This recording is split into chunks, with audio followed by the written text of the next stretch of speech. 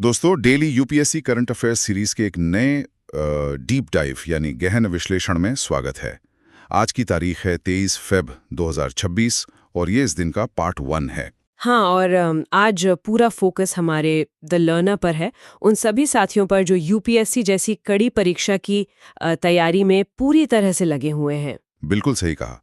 इस deep dive का एक बड़ा ही सीधा सा मिशन है और वो ये कि यूपीएससी के नज़रिए से सबसे महत्वपूर्ण सोर्सेज का बिल्कुल सटीक निचोड़ निकाला जाए।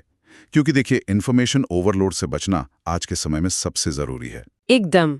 और यहाँ ये याद दिलाना भी महत्वपूर्ण है कि इस चर्चा में कुछ ऐसे टॉपिक्स आएंगे जिन पर शायद पहले भी बात हो चुकी है, तो ये एक बेहतरीन रिवीजन का काम भी करेगा, है ना? हाँ, और कुछ नए तथ्यों को जोड़ने का भी मौका देगा।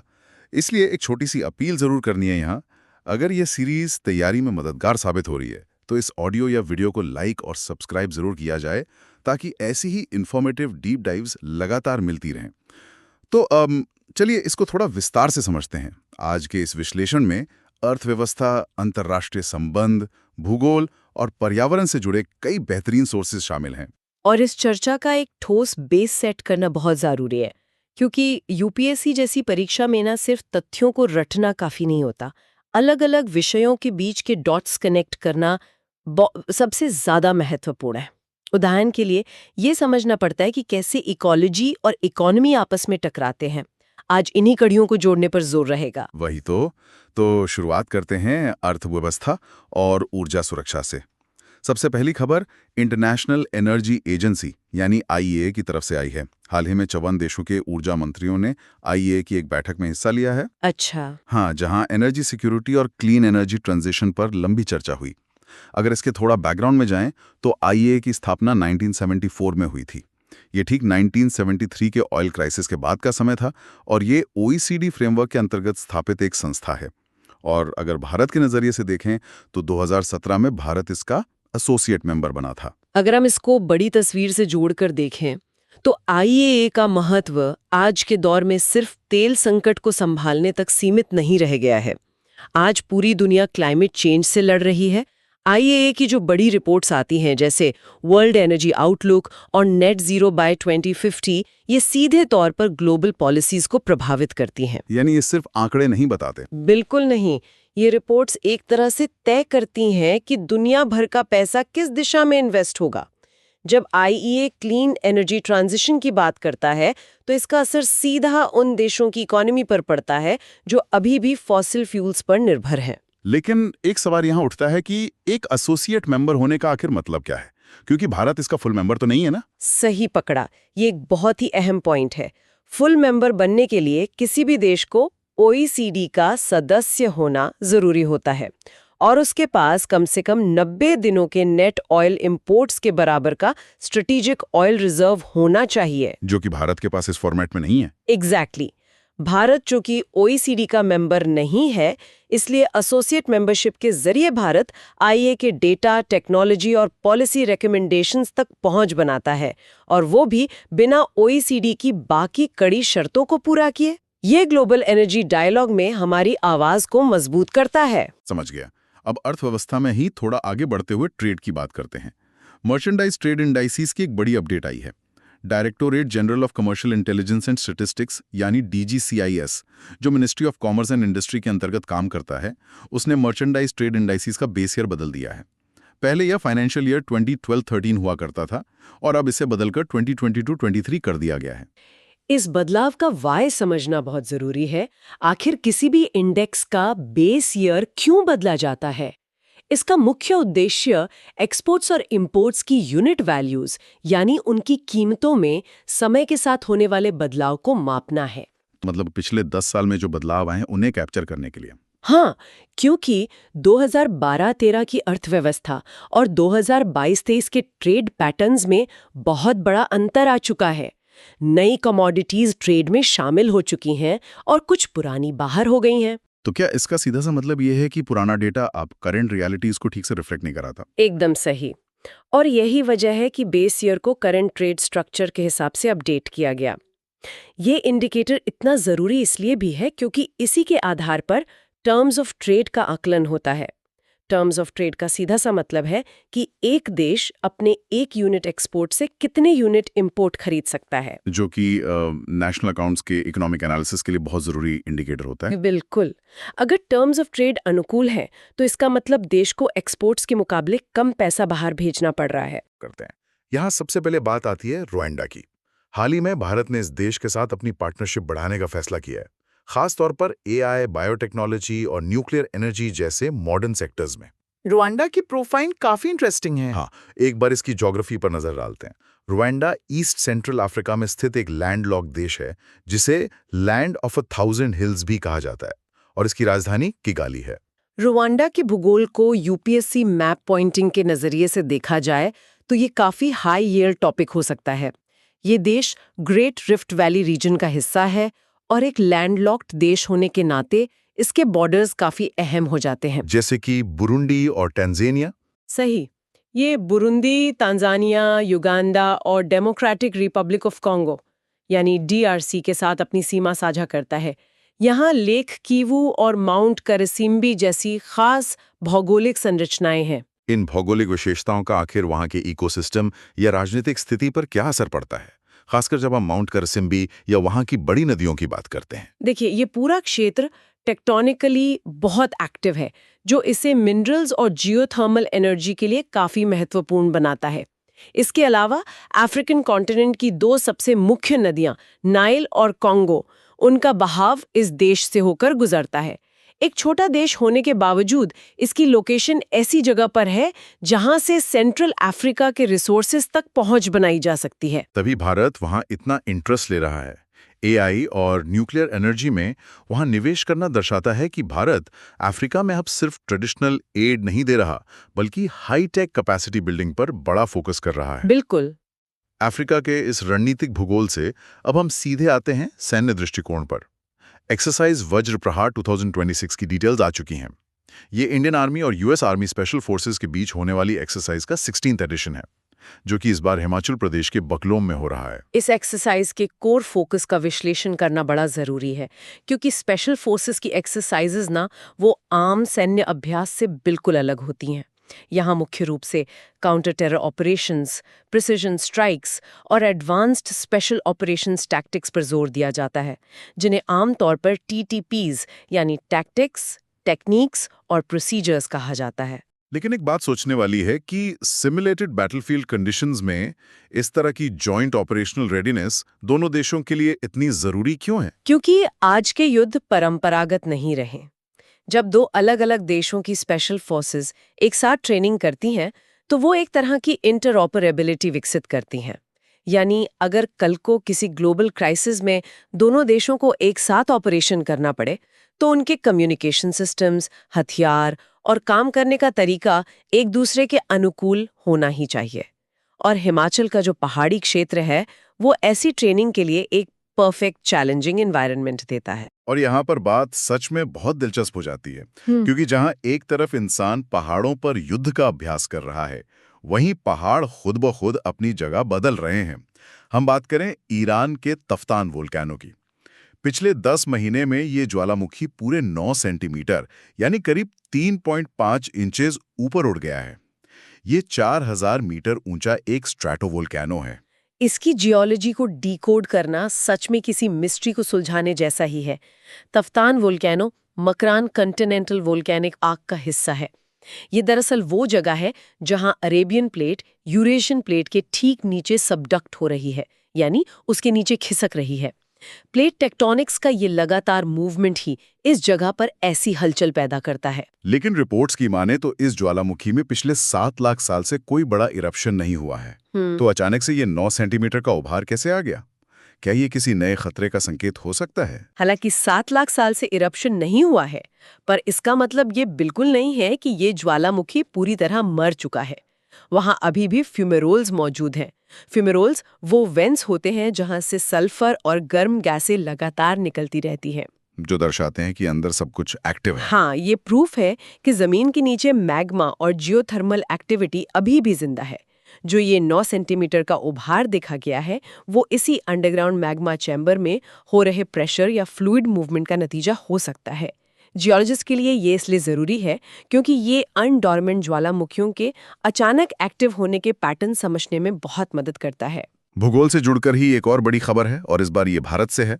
जम्मू एंड कश्मीर के बगलिहार हाइड्रो पावर प्रोजेक्ट पर चेनाब नदी में आई बाढ़ के कारण ऑपरेशंस रोके गए हैं। ये प्रोजेक्ट 900 मेगावाट क्षमता का एक run of the river project है। इस प्रोजेक्ट को रोकना और चेनाब नदी की बाढ़, इन दोनों एस्पेक्ट्स को समझना परीक्षा के लिए काफी अहम है। एक run of the river project उन डैम से थोड़ा अलग होता है जहां बहुत बड़ा रिजर्वायर बनाकर पानी इकट्ठा किया जाता है। इसमें नदी के नेचुरल फ्लो का इस्तेमाल करके ही बिजली बनाई जाती है। तो फिर ऑपरेशंस क्यों रोकने पड़ते हैं? क्योंकि जब बाढ़ आती है तो पानी के साथ बहुत सारा सिल्ट यानी गाड़ और पत्थर भी तेजी से आते हैं जो सीधे टर्बाइन्स को डैमेज कर सकते हैं।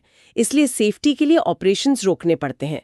अब अगर इसका पोस्टमार्टम करें तो चेनाब नदी इंडस रिवर सिस्टम की बहुत बड़ी कड़ी है। बिल्कुल, और इसका उद्गम हिमाचल प्रदेश के लाहौल और स्पीति जिलों में होता है, जहां चंद्र और भागा नाम की दो स्ट्रीम्स आपस में मिलती हैं। इसलिए इसे वहां चंद्रभागा भी कहा जाता है। वहां से निकलकर ये लगभग 974 किलोमीटर की यात्रा तय करती है और आगे जाकर सतलज में मिल जाती है। और इस यात्रा में इस पर सलाल और दुल जैसे अन्य महत्वपूर्ण डैम्स भी बने हैं। इस नदी की ट्रिब्यूटरीज को समझना भी इकोलॉजी और इकोनॉमी दोनों के लिए जरूरी है। इसके लेफ्ट और राइट बैंक पर आकर मिलने वाली छोटी नदियां पूरी ग्रेट हिमालयन और पीर पंजाल रेंजर्स के ड्रेनेज पैटर्न को डिफाइन करती हैं, जिसका असर डैम्स पर पड़ता है। हाँ, जब इन ऊपरी क्षेत्रों में हेवी रेनफॉल या क्लाउड बर्स्ट होता है तो बागलीहार जैसे डाउनस्ट्रीम प्रोजेक्ट सीधे खतरे में आ जाते हैं। ये भूगोल और ह्यूमन इंफ्रास्ट्रक्चर का एक बहुत ही नाजुक संतुलन है। नाजुक संतुलन की बात आई है तो अब हम सीधे अपने आखिरी खंड पर चलते हैं, जो है पर्यावरण और संरक्षण। तेलंगाना के आमराबाद टाइगर रिजर्व में आग से बचाए गए एक इंडियन स्टार टॉर्टोइस की खबर ने सबका ध्यान खींचा है। इस कछुए के शेल पर एक खास स्टार्ट पैटर्न होता है जो इसे जंगल में छुपने यानी कैमोफ्लाज में मदद करता है, पर फिर भी इसे IUCN रेड लिस्ट में वल्नरेबल रखा गया है। इंडियन स्टार टॉर्टोइस के इस बचाव से हमें अमराबाद टाइगर रिजर्व की ठीक ज्योग्राफी समझने का एक जरिया मिलता है। ये रिजर्व नल्लामाला हिल्स में स्थित है, जो ईस्टर्न घाट्स का ही हिस्सा है। यहाँ से कृष्णा नदी और उसकी कई स्ट्रीम्स गुजरती हैं। और वहाँ की ट्राइब्स के बारे में क्या?